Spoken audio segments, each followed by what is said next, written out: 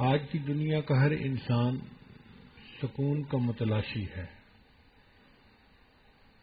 اس سکون کو حاصل کرنے کے لیے دن رات محنت میں لگا ہوا ہے اور اسی کے اوپر وہ اپنی کامیابی اور ناکامی کا مدار سمجھتا ہے. مگر غلط فہمی یہ ہوئی کہ جن اسباب سکون کو وہ حاصل کرتا ہے ان میں سکون ہے ہی نہیں. وہ یہ سمجھتا ہے کہ اگر مجھے مال مل گیا سکون مل جائے گا، اگر مجھے اچھی بیوی مل گئی تو سکون مل جائے گا، اگر مجھے بڑی زمین کا ٹکڑا مل گیا تو سکون مل جائے گا، اگر حکومت کے اختیارات مل گئے تو سکون مل جائے گا. اسی لیے ہر بندہ زن، زر، زمین اور حکومت حاصل کرنے کے پیچھے لگا ہوا ہے.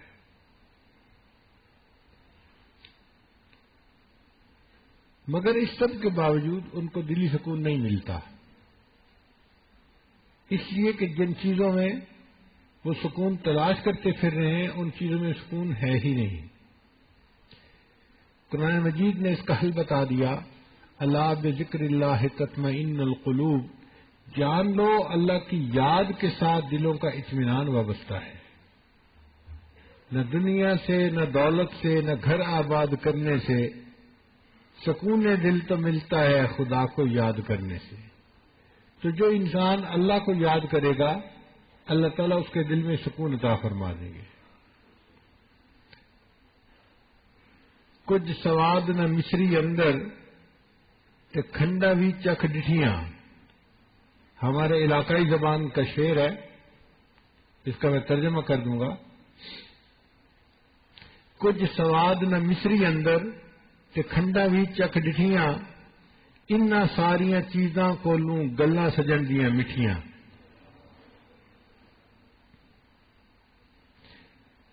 کہ مصری بھی ہم نے کھائی مگر اس کو ہم نے مزیدار نہیں پایا، چینی بھی کھائی تو اس میں وہ مزہ نہیں آیا جو مزہ ہمیں اپنے محبوب کی باتوں کو سننے میں آیا ہے. اس لیے اللہ تعالیٰ ارشاد فرماتے ہیں، یا ایھا الذین آمنوا اذکروا اللہ ذکرا کثیرا. اے ایمان والو اللہ کا ذکر کثرت کے ساتھ کرو. عجیب بات ہے کہ بندہ اللہ کا ذکر کرتا ہے، اللہ تعالیٰ بندے کا ذکر کرتے ہیں. فرمایا فاذکرونی اذکرکم، تم مجھے یاد کرو میں تمہیں یاد کروں گا. اب اس کا مطلب یہ نہیں ہے کہ ہم کہیں گے اللہ اللہ اللہ اور اللہ تعالیٰ کہیں گے بندہ بندہ بندہ. نہیں، یاد کرنے کا اپنا اپنا مفہوم ہوتا ہے. اس کی مثال یوں سمجھیں کہ آپ کے بیٹے نے کسی بڑے افسر کو انٹرویو دینا ہے اور وہ افسر آپ کا دوست ہے. آپ اس کو فون کر کے کہتے ہیں کہ جی میرا بیٹا آپ کے پاس آئے گا انٹرویو کے لیے، آپ پلیز اس کو سلیکٹ کر لینا. وہ کہتا ہے بہت اچھا، وعدہ کر لیتا ہے. اب انٹرویو سے ایک دن پہلے آپ اپنے دوست کو پھر فون کر کے کہتے ہیں جی میں نے بیٹے کی بات آپ سے کی تھی، ذرا میرے بیٹے کو یاد رکھنا. اس کا کیا معنی ہے میرے بیٹے کو یاد رکھنا؟ کہ جب آپ فیصلہ کرنے لگیں تو میرے بیٹے کے حق میں فیصلہ کرنا، اس کی مدد کرنا، اس کے ساتھ نرمی کا معاملہ کرنا. تو اکثر کا یاد کرنا یہ کہلاتا ہے. اسی طرح ہم کہتے ہیں اللہ اللہ اللہ، یہ ہم نے اللہ کو یاد کیا. اور اللہ بندے کو کیسے یاد کرتے ہیں کہ اللہ جب بندے کے اوپر حالات بھیجتے ہیں تو نرمی کا معاملہ کرتے ہیں، اپنے بندے کی مدد فرما دیتے ہیں. یہ اللہ اپنے بندے کو یاد کر رہے ہوتے ہیں. اے میرے بندے تو مجھے معذرت کے ساتھ یاد کرنا، میں تجھے مغفرت کے ساتھ یاد کروں گا. اے میرے بندے تو اطاعت کے ذریعے مجھے یاد کرنا، میں عنایت کے ذریعے تجھے یاد کروں گا. قرآن مجید میں انہی لوگوں کو جو کثرت سے ذکر کرتے ہیں اولو الالباب، عقل مند لوگ کہا گیا. کہ جو اللہ کو کثرت سے یاد کرنے والے لوگ ہیں یہ عقل مند لوگ ہیں. شیطان ہمارا دشمن ہے. وہ ذکر کرنے والے بندے کے راستے میں روڑے اٹکاتا ہے. اور یہ روڑے دو طرح کے ہوتے ہیں، کبھی شبہات کے ذریعے سے اور کبھی شہوات کے ذریعے سے. شبہات کے ذریعے کا کیا معنی کہ دل میں شبہ ڈال دیتا ہے. اللہ تعالیٰ کے وجود کے بارے میں، شریعت کے بارے میں، احکام شریعت کے بارے میں، اور یہ چیز اس بندے کو کفر تک پہنچا دیتی ہے. شریعت کی کسی چیز میں شک کرنا یہ انسان کو کفر تک پہنچا دیتا ہے. اس لیے نبی علیہ الصلوۃ والسلام نے دعا مانگی، اللہم انی اعوذ بک من الشک والشرک والشقاق والنفاق وسوء الاخلاق. یعنی شرک جو اتنا بڑا گناہ ہے، اس سے پہلے اللہ کے حبیب صلی اللہ علیہ وسلم نے شک سے پناہ مانگی اللہ کی، کیونکہ یہ شک انسان کو برباد کر دیتا ہے.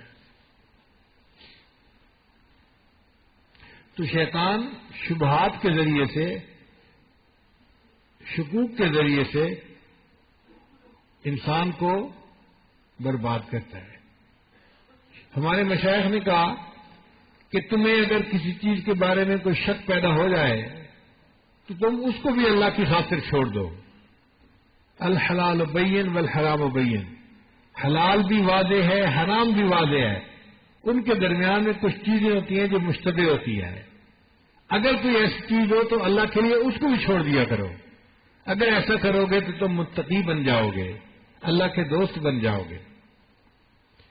اور یہ ابھی سے نہیں کام شروع ہوا، بہت پہلے سے. چنانچہ 10 ہجری مکہ مکرمہ میں ایک خاتون تھی، سیدہ بدیہ ان کا نام تھا.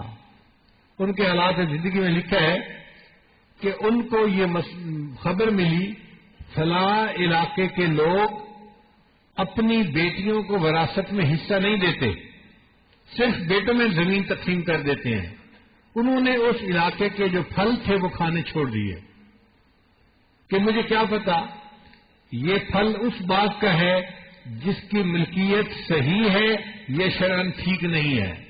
شک پیدا ہونے پر پھل کھانے چھوڑ دیے. امام اعظم حنیفہ رحمۃ اللہ کے پاس ایک آدمی آیا، حضرت میری بکری گم ہو گئی. فرمایا تلاش کرو. 3 دن کے بعد آیا، حضرت کوئی پتہ نہیں چلتا. فرمایا اچھا یہ بتاؤ بکری کی عمر کیسے ہوتی ہے؟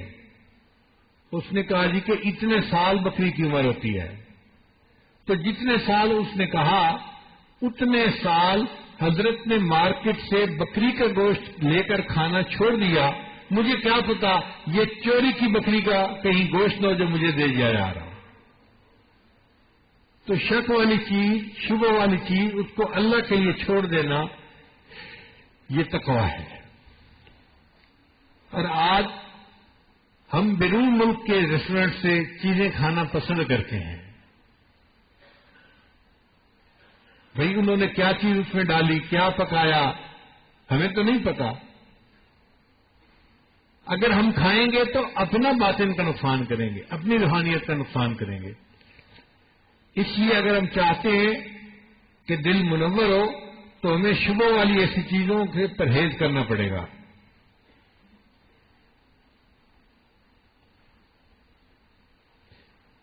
ابو عقبہ رحمۃ اللہ علیہ ایک بزرگ تھے، مسجد نبوی میں نماز پڑھ کے نکلے تو ان کو محسوس ہوا کہ ان کی جیب میں کچھ دینار تھے وہ گر گئے. تو دوبارہ گئے لینے کے لیے. ایک جگہ انہیں دینار پڑے ہوئے مل گئے، مگر دل میں خیال آیا ضروری تو نہیں کہ یہ میرے ہو سکتا ہے کسی اور کے گرے ہوئے ہو.